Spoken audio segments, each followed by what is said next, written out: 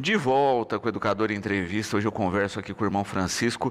Irmão, gratidão pela participação conosco. Boa tarde. Boa tarde, Luciano. Boa tarde aos telespectadores. Nós é que agradecemos a oportunidade de estar aqui para bater um papo mais uma vez. Muito bom. Irmão, nós tivemos aí, no período da pandemia, entre todas as realidades aí constatadas do período, mas um índice grande de separação. Não é? A gente viu aí que a convivência forçada colocou muitos relacionamentos à prova. E se discute muito essa questão da separação, do divórcio, etc., na esfera civil. Né? E se fala pouco da esfera religiosa, porque em tese não se separa. Né? O que Deus uniu, o homem não separa. Mas tem uma vírgula aí. Tem uma vírgula. Né? Em que casos os casamentos religiosos podem ser cancelados ou anulados? Bom, se me permite, eu gostaria de fazer um preâmbulo para que você possa entender. A igreja, ela tem o seu direito. É um direito próprio, específico, a gente chama de direito eclesiástico, é da igreja. Nós temos o código, eu trouxe aqui, chama Código de Direito Canônico. E esse Código de Direito Canônico ele é válido para a Igreja Católica no mundo inteiro. Todos os países aplicam essa mesma legislação. E aqui você tem várias esferas, desde a parte geral, é como se você pegasse o Código Civil e vai tratar das relações, dos contratos, etc., dos atos, das eleições, dos cargos, das funções, e tem também uma parte penal. E tem especificamente uma parte que é o matrimônio, a parte que fala de sacramentos da igreja, e tem lá o sacramento do matrimônio. E também, para a gente poder fazer um link, nós temos, e foi meu trabalho na minha dissertação de mestrado, que é o Acordo Brasil-Santa Sé, que foi assinado em 2010, onde neste acordo consta a questão do casamento celebrado na igreja, de acordo com o direito canônico, que cumpra as exigências da lei civil, é reconhecido e tem todos os efeitos civis. Tanto é que a gente realiza o casamento civil na igreja. A gente faz isso. O padre, o diácono, se a pessoa quiser, então ela não precisa ir no cartório, ela casa no civil junto com o religioso. E é válido de acordo com aquilo que está aqui nesse tratado. E também aqui vai falar das homologações das sentenças eclesiásticas de nulidade matrimonial. Então, quando eu tenho uma sentença que o tribunal da igreja dá essa sentença declarando nulo um matrimônio, é claro que depois vai para outras instâncias. Se chegar na última instância e reconhecer que realmente foi nulo, então isso também tornaria para o direito civil essa sentença com reconhecimento de sentença estrangeira. Por que sentença estrangeira? Porque esse Código de Direito Canônico ele é da Santa Sé, que é considerado o Vaticano um país. Então, por isso que a gente fala sentença estrangeira, que seria reconhecida pelo direito brasileiro. Dito isso, aí a gente precisa agora... eu vou pegar um gancho daquilo que você falou, porque muita gente me questiona também. Eu trabalho atualmente no tribunal, aqui em Ribeirão Preto. Nós temos um tribunal interdiocesano que abrange as dioceses de Jaboticabal, Ribeirão Preto e São João da Boa Vista. Ou seja, a gente pega desde a cidade lá de Mogi, Guaçu, e você vai até aqui, Taquaritinga, passando por todos esses municípios. Então, todos esses processos matrimoniais que tem, vêm para o nosso tribunal aqui em Ribeirão Preto, onde eu exerço a função de juiz. Então, a gente está lá também fazendo esses julgamentos e tem todo um processo que é feito para que esse julgamento seja levado a efeito. Então, antes de entrar propriamente dito naquilo que são as causas que podem determinar uma nulidade matrimonial, o gancho que eu queria pegar quando você disse assim, e isso é certo, O que Deus uniu, o homem não separa. Isto está na Bíblia, está na Sagrada Escritura, e nós não somos contrários a isso, muito pelo contrário, nós defendemos isso.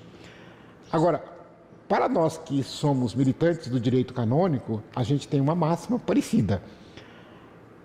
O que Deus uniu, o homem não separa. Mas aquilo que Deus não uniu, a igreja separa. Então, ou seja, a igreja vai declarar esta separação no sentido dessa nulidade, no sentido de dizer, aqui não houve matrimônio. Por quê? por vários motivos que nós vamos aqui, no decorrer do programa, estar dizendo para vocês. Mas, ou seja, a igreja, através de um processo que é feito, onde ouve as testemunhas, onde você precisa fazer perícia, se faz perícia, se junta provas, é um processo comum. E aí para você poder entender, eu até faço uma comparação aqui. É uma justiça própria da igreja que não é atrelada ao Estado. Eu não faço parte do judiciário estadual ou federal, não. Assim como, por exemplo, é justiça específica, por exemplo, a justiça desportiva.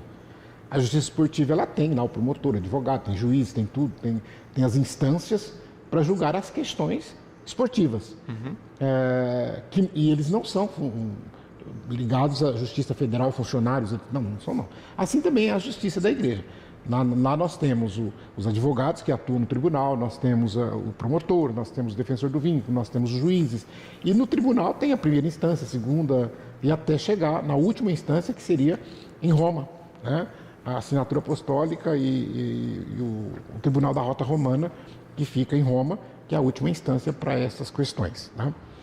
Feita eu sei que é muito difícil as pessoas entenderem, porque é muito pouco falado tudo isso, mas feitas essas considerações, então a gente poderia dizer claramente o seguinte: nós temos, de acordo com o direito canônico, 3 situações onde a igreja pode abrir um processo, desde que provocada por uma das partes. Ou seja, quem é que pode pedir a nulidade de um matrimônio? Ou um dos cônjuges. Então não adianta querer falar que a sogra vai pedir, que a tia vai pedir. Não, ela não tem direito a isso. Se a sogra pudesse pedir, o tribunal ia ser bem mais movimentado. Né? Então, quer dizer, as partes envolvidas, aquelas que são partes, elas vão entrar com esse pedido e o tribunal, então, analisando, ele aceitando, acatando o pedido, ele vai instaurar o processo e aí vai se convocar testemunhas, vai ter as audiências, tudo como o processo do fórum faz, a gente também vai fazer ali até chegar depois ao final, quando o defensor do vínculo, que é aquele que defende o matrimônio, né? É aquele que olha, que fiscaliza para que a lei seja cumprida, que seria, vamos comparar assim, como promotor de justiça. E aí depois os juízes, cada turno são 3 juízes, um presidente e 2 auditores, eles votam se aquilo foi nulo ou não, e aí declarada a nulidade, a pessoa volta à condição de solteira. É por isso que a gente diz assim, a igreja ela não anula, ela declara nulidade, declara nulo. Os 3 casos, né, em que essa nulidade é possível. Isso. Então vamos lá. Quais são as 3 situações onde nós podemos enquadrar uma conduta como uma conduta que vai provocar uma nulidade matrimonial para a igreja? A primeira coisa a gente chama de os impedimentos. Os impedimentos são coisas objetivas. O que significa coisas objetivas? É coisa que geralmente você prova, está aqui, ó. O documento está aqui, a idade. Então, ou seja, é mais fácil de se comprovar. E para que eu não esqueça nenhum, eu vou aqui elencá-lo de acordo com aquilo que o Código diz. Quais são esses impedimentos, são chamados dirimentos, mas não vem ao caso a gente querer explicar isso aqui, porque dirime, por isso que chama dirimente, obviamente. Mas primeiro deles, a idade. Então, para o Código da Igreja, a idade para contrair matrimônio, isso é para a igreja, tá? Estou falando para o direito no mundo inteiro. O direito da igreja, ela vai dizer, o homem antes dos 16 anos completos e a mulher antes dos 14 completos não pode contrair matrimônio. Isso é válido, direito geral. Só que no caso do Brasil, a CNBB, então ela disse assim, aqui no Brasil nós vamos aplicar a legislação civil. Então, no caso da legislação civil, é 18 para o homem e 16 para a mulher. Então, se por acaso alguém contraiu um matrimônio com essa defasagem na idade, então basta apresentar um documento dizendo que quando se contraiu um matrimônio não tinha 18 anos o homem e a menina não tinha 16 anos, esse casamento foi nulo naquele momento, porque ele não cumpriu essa questão. Então, é fácil de se provar. Segundo, então, esses casos são os casos de dirimentos, mas eu só para falar, eu falei 3 para não esquecer. Então, são essas coisas objetivas, que eu já vou começar a elencar, até já falei uma, né? A segunda coisa é o consentimento e a terceira coisa é a forma como o casamento deve ser feito, deve ser observado, tá? Então vamos lá, eu falei da idade, impedimento da idade. Nós temos também o impedimento de impotência sexual. Muita gente às vezes não sabe disso. Por quê? Porque a igreja, antigamente até se falava que a igreja defendia que o casamento era só para procriar, e isso não é verdade. Tanto é que existem causas de nulidade que fala do bem comum dos cônjuges, ou seja, eu caso para estar bem com a outra pessoa.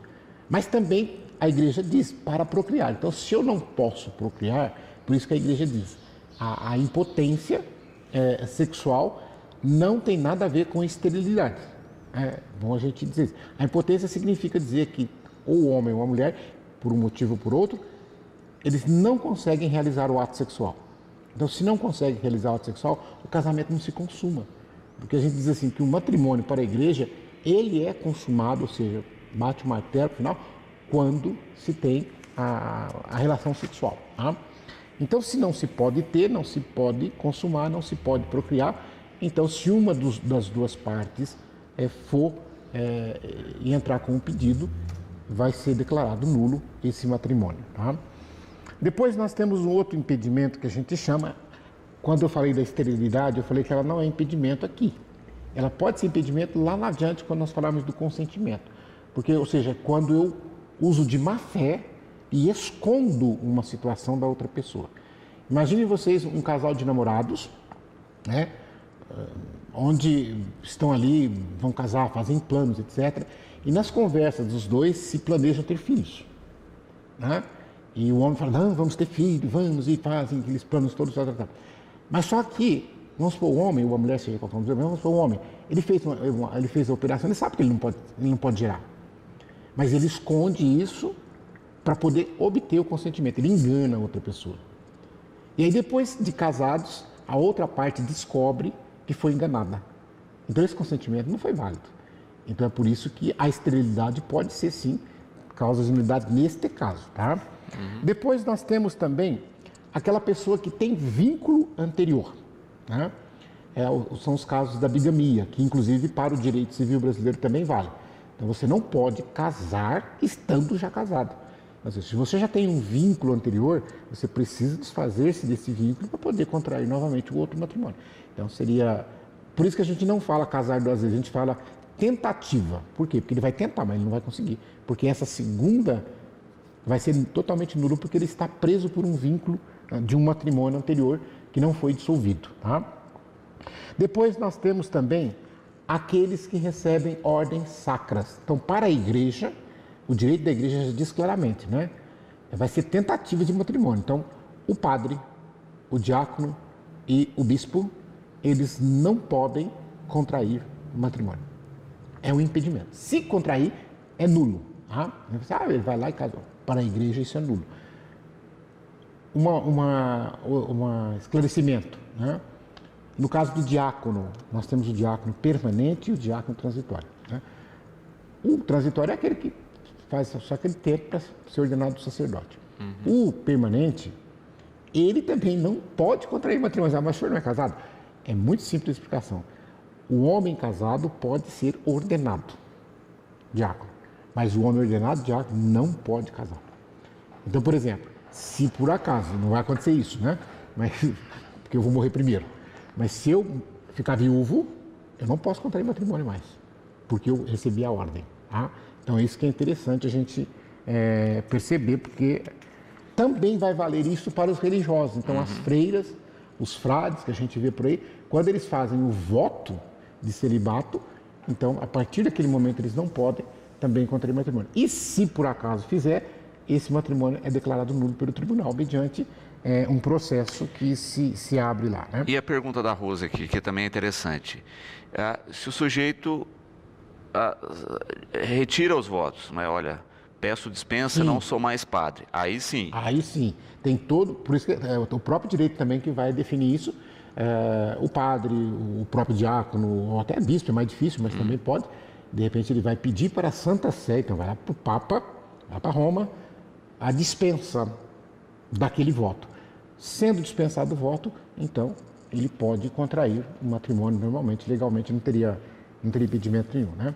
A gente sempre fala para as pessoas, se você tem, às vezes, dúvidas, se você quer esclarecimentos, ou principalmente, às vezes, você separou, mas ainda manteve o vínculo, às vezes, procure o tribunal, procure o seu pároco. Eu também me coloco à disposição, apesar que eu não estou dando conta, né, porque muita gente procura, mas a gente faz as orientações necessárias para resolver o seu problema.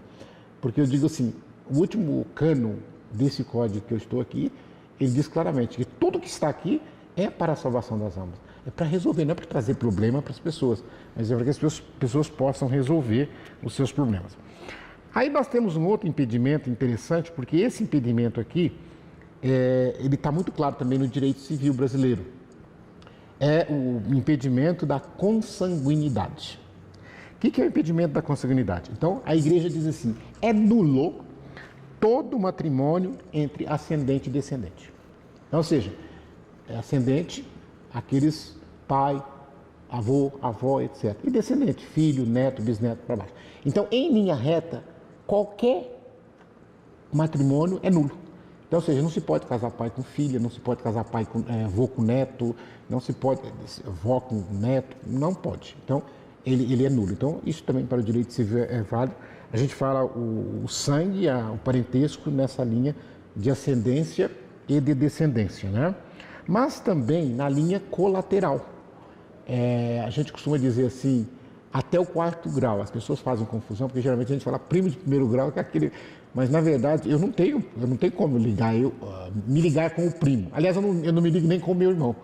Para eu ligar-me com o meu irmão, eu tenho que passar pelo meu pai. Uhum. E para eu ligar com o meu primo, e por isso que dá 4, viu, gente? Eu tenho que chegar no meu pai. O meu pai também não liga com o meu tio. Então, eu tenho que do meu pai ir para o meu avô, né? Do avô ir para o pai do meu primo. Então, por isso que dá 4. Então, na igreja... esse casamento, a gente vai ver um pouquinho adiante, ele pode ser realizado, mas precisa se pedir uma licença para o bispo. Geralmente o bispo vai dar essa dispensa. Isso no caso de primos, vamos dizer. Né? Primos, ele vai dar. Aquilo que vocês chamam de primo de 1º grau. Os outros primos não. Primo distante e tal, certo? Não tem problema, pode casar normalmente. Tal. Agora, aqueles que a gente chama de primo de 1º grau, quer dizer, são nesse caso, porque antigamente se tinha muito... O cruzado, que a gente chama assim, às vezes, era 2 irmãos casados com 2 irmãs. Então, vocês imaginam o envolvimento sanguíneo que tinha tudo isso, 2 primos se casaram. É questão de saúde, é questão... Por isso que a igreja, ela às vezes, quando vai autorizar, quando ela percebe que acontece isso, ela pede para os noivos, se não acharam melhor, procurar um médico, orientação, fazer exames, etc. Tal, a questão da compatibilidade sanguínea. Então, é simplesmente por isso, tá? Agora, também é nulo e não tem autorização de dispensa de forma alguma o casamento entre irmãos. Tá? Então, isso também vale para a legislação civil brasileira. Então, se pode casar irmãos com irmãos. Então, vocês estão vendo que tudo isso que eu estou falando para vocês, isso é objetivo. Basta eu pegar uma certidão de nascimento de um e de outro e ver que são filhos do mesmo pai, que são filhos... Então, é fácil de se provar e isso para isso que servem os nossos processos. Também o parentesco por afinidade vai proibir a linha reta em qualquer grau. O que é os parentes afins? São aqueles parentes que se tornam meus parentes por conta do meu cônjuge. Então aí entra sogro, sogra, cunhado, cunhada, sobrinhos, que não são parentes meus, são parentes da minha esposa, mas que porque eu casei passam a ser parentes meus. E aí então vem a boa notícia, né? Em linha reta, proibido casar. Então, você não pode casar com a sua sogra. Ele estava lembrando aqui, né? Então, não se pode contrair matrimônio de nora com sogro, de genro com sogra, de sogra com... Então assim, na linha reta, então, esse parentesco proíbe pelo Código de Direito Canônico também. Tá? Outro impedimento que a gente fala, da honestidade pública, né? Que seria aquelas uniões, não há um matrimônio, mas há uma união estável, que para efeito do direito civil é como se casado fosse, não há problema algum. Mas o que pode acontecer nessas uniões? Pode acontecer de repente, a mulher ela tem filho de um outro matrimônio e o marido tem filhas ou filho de um outro matrimônio e eles juntam, então quer dizer, esses filhos da mulher, eles não são irmãos consanguíneos, mas crescem como irmãos, etc. E, obviamente, também por isso que se chama universidade pública, não poderia se casar.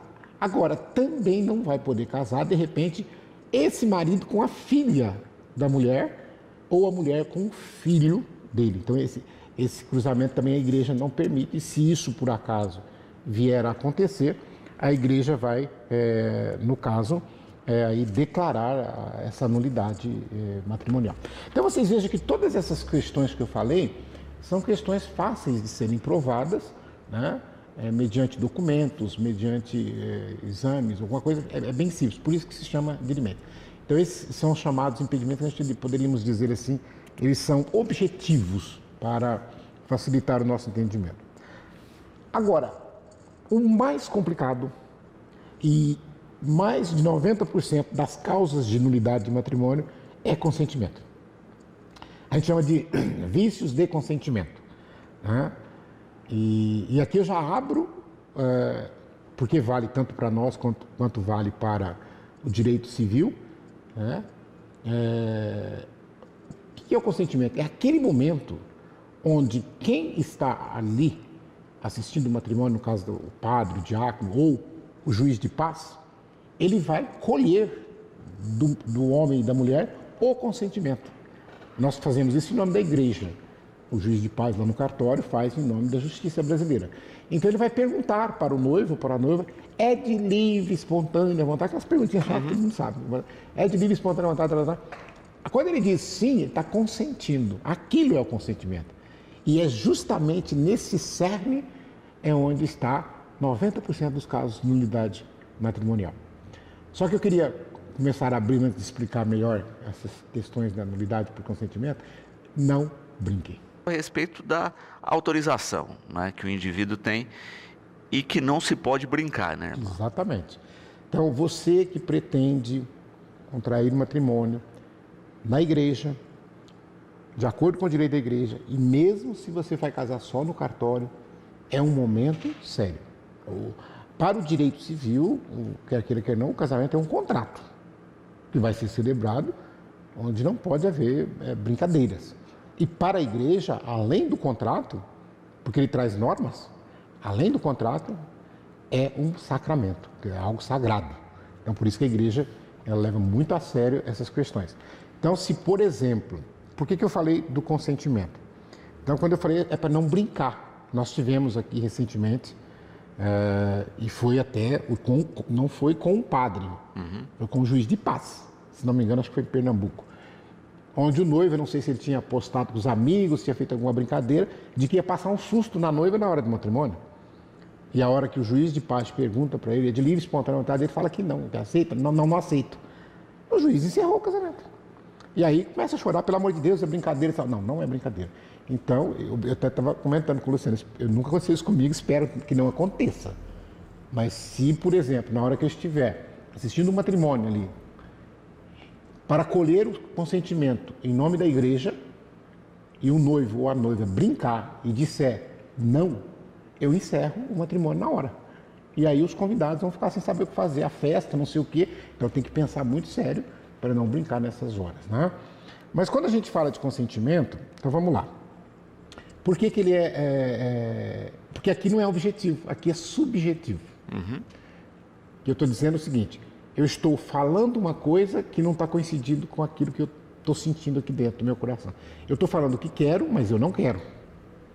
Então eu estou sendo, por uma série de razões, induzido a ser falso, mentir, e por isso que esse consentimento vai ser, a gente chama viciado, vai ser um consentimento que a igreja vai declarar. Então os casamentos de festa junina aí tem que cancelar todos, porque é tudo na base da espingarda, né? A espingarda, etc. Mas isso é uma coisa interessante. Hoje não, mas ainda tem alguns casos. Eu até posso citar alguns exemplos. Mas antigamente era comum. A gente traduzia para o casamento caipira, né, das festas juninas, aquilo que acontecia na realidade. Porque os pais obrigavam mesmo. Vai ter que casar e ir armado para a igreja. Isso acontecia antigamente. Tanto é que as sentenças mais antigas do tribunal a gente encontra esses casos já ter fotografia com o pai da noiva armado no casamento, na igreja. Então, tem umas coisas aí que a gente brinca, mas não é brincadeira não. Mas vamos lá. Então, quando eu falo de consentimento, o cânon diz assim, são incapazes, olha só a palavra, incapazes de contrair matrimônio. Em primeiro lugar, os que não têm suficiente uso da razão. Então, ou seja, aquele que por um motivo de saúde, por um motivo, quer dizer, de questão psíquica, etc. e tal, isso se prova através de laudo médico, peritos, perícia psiquiátrica, psicólogo, ele não tem condição de manifestar e muito menos de assumir todas as responsabilidades e todas as obrigações que estão por detrás de um matrimônio. Então, isso aqui também vale para o direito civil. Então, a igreja também ela diz isso. Se de repente alguém faz isso e depois se prova que ele estava nessa situação, ele não tem uso da razão para poder... E esse uso da razão é no momento do matrimônio. Porque se depois que casou é que teve problema, a gente olha no momento ali. Tá? Segundo, os que têm grave falta de discrição de juízo a respeito de obrigações do matrimônio. Então, ou seja, aqui é onde a gente insere muitas coisas que a gente pode dizer assim, as parafilias, elas entram aqui. Então, por exemplo, a pessoa ela tem alguma tara sexual, alguma coisa desse tipo, que ela escondeu do outro, o outro não sabia, tal, que depois do casamento vem a descobrir. E aí a pessoa não aceita. Então, quer dizer, por quê? Porque ele não sabia que no matrimônio ele teria que fazer isso. Por exemplo, vou citar um exemplo aqui. O matrimônio, uma das coisas que ele exige, que a gente chama que é obrigação, é a fidelidade. Né? Então, quantas pessoas casam, eles acham que pode continuar tendo vida de solteiro. Né? O bem comum, o que significa o bem comum? Eu e o meu cônjuge, nós vamos ter que fazer uma parceria para vivermos bem esse matrimônio. Então, a partir do momento que eu caso e depois, durante esse casamento, eu largo a esposa sozinha em casa, continuo saindo com os amigos, vou pescar, vou para a bebedeira, vou para as baladas, vou para não sei o quê, eu estou tendo a minha vida de solteiro e saio até com outras mulheres, etc. Então, eu não entendi nada que era a obrigação que o matrimônio tinha. Tá? Então, a gente vai fazer, o processo é para isso, é para estudar toda essa questão, porque ele não está preocupando com a questão do bem comum da própria esposa com a qual ele casou. E às vezes tem o inverso, por exemplo, tem casos, às vezes, que a esposa que casou, ela não ajuda também o marido em absolutamente nada. Seja não, até na educação dos filhos, no cuidado, no médico, etc. e tal. No caso que a mulher simplesmente, o marido tinha que fazer tudo. Até trocar a criança de fralda, etc. Ela nem ajudava. É claro, tem que ser os dois. Né? Então são essas coisas que a gente chama, que a pessoa não tinha essa consciência, a pessoa ela não tinha essa noção. Né? A mesma coisa, por exemplo, em relação à prole. Né? Eu não posso negar. Por quê? Porque quando vai se fazer o diálogo que eu falei, o padre ou o diácono que estiver ali no matrimônio, ele vai perguntar para os dois, separado, se eles aceitam os filhos.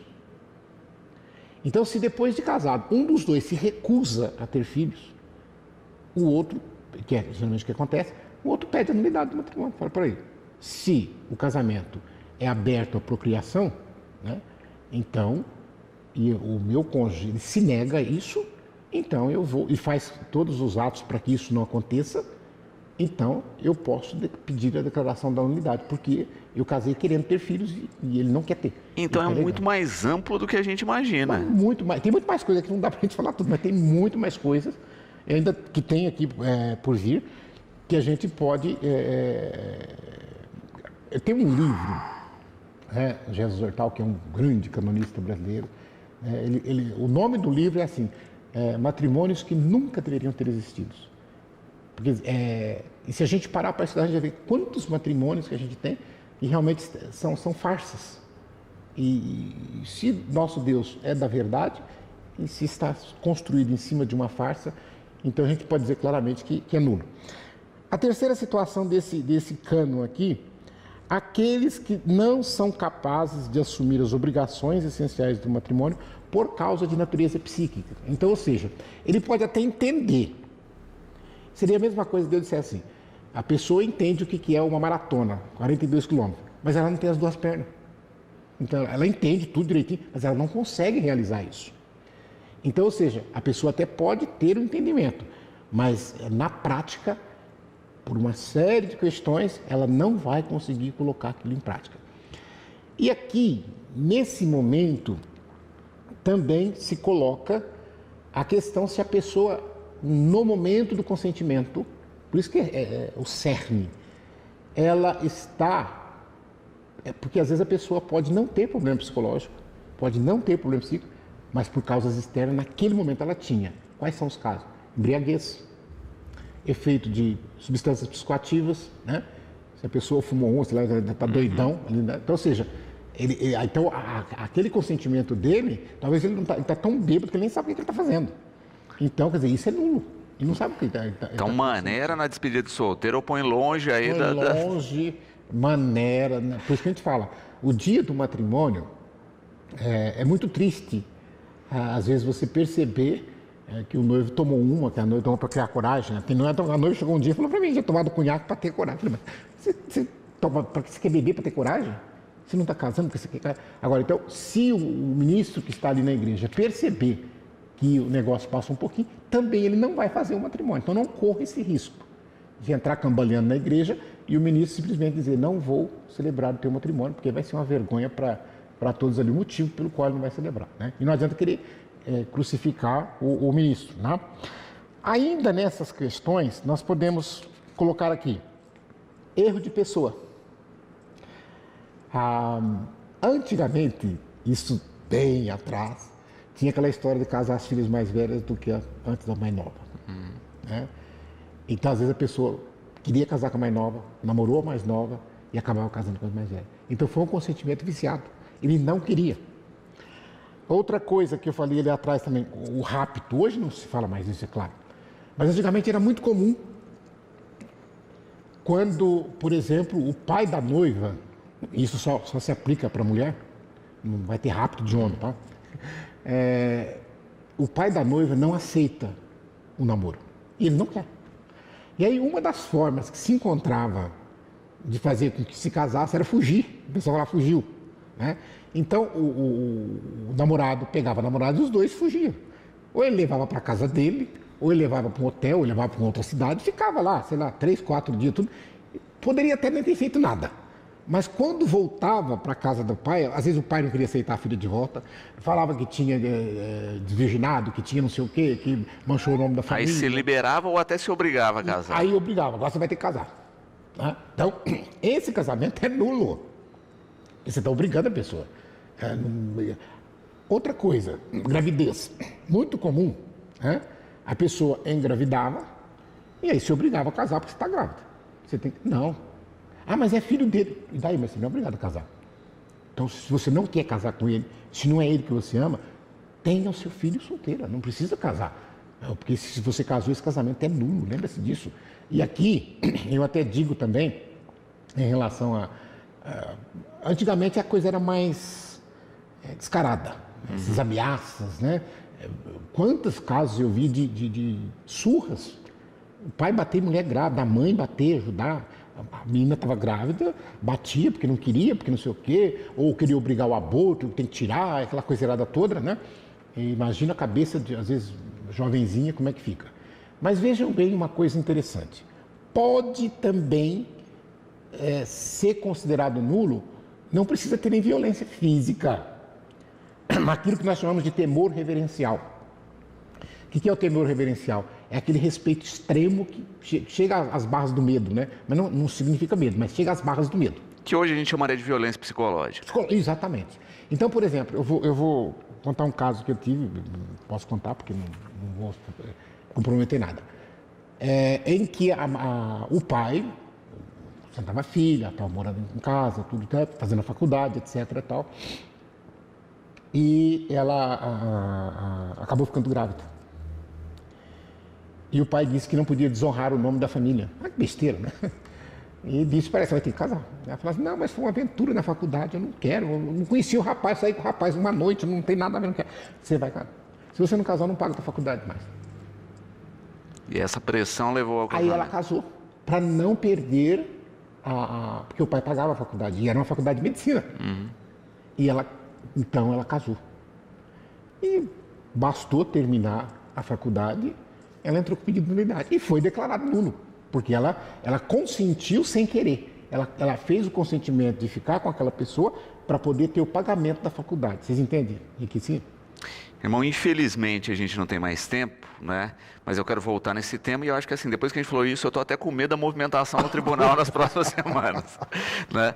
Mas antes de encerrar, eu queria deixar aqui, né? O irmão me passou 2 convites. O primeiro, né, que vai ser realizado aqui no dia 1º de outubro, às 19h30, na igreja Nossa Senhora Auxiliadora, que é o convite aí, né, para a celebração da missa em ação de graças aos 21 anos da fundação da Comunidade Divina Misericórdia. 21 anos já, 21 anos. Né, com essa estrutura gigante. E no dia seguinte, às 10 da manhã, na Avenida Mogiana 1070, na Vila Mariana, Comunidade Divina Misericórdia, né, inaugurando Casa Santa Marta, mais uma extensão do trabalho aqui, irmão. Então a gente percebe aí, né, faz maioridade, né, e aumenta a responsabilidade. E aumenta a responsabilidade. Eu aproveito aqui a audiência de vocês para convidar você, venha celebrar conosco, terça-feira que vem, dia 1º de outubro, dia de Santa Teresinha. O Dom Moacir, que é o nosso arcebispo, vai estar presidindo a Eucaristia para nós na Igreja Auxiliadora. Além de os 21 anos, nós temos 2 irmãos, que é o Eduardo, que está trabalhando em Ribeirão Preto, mas mora na cidade serrana, e o Luan, que vão também fazer os compromissos na comunidade. E a Casa Santa Marta, que vai inaugurar no dia 2, que é o dia seguinte, na quarta-feira, é na cidade de Ribeirão Preto. Eu fico assim muito feliz porque hoje a gente pode dizer, nascemos em Batatais, somos daqui, e hoje, por exemplo, para vocês terem uma ideia, todo o serviço de acolhimento masculino em Ribeirão Preto é executado pela Comunidade Divina Misericórdia. Nós são 4 casas com 50 vagas em cada casa, né? Nós temos mais de 60 funcionários, técnicos e tudo mais, que graças a Deus fazem um trabalho de excelência naquele município, e isso então é motivo da gente celebrar e de agradecer a Deus.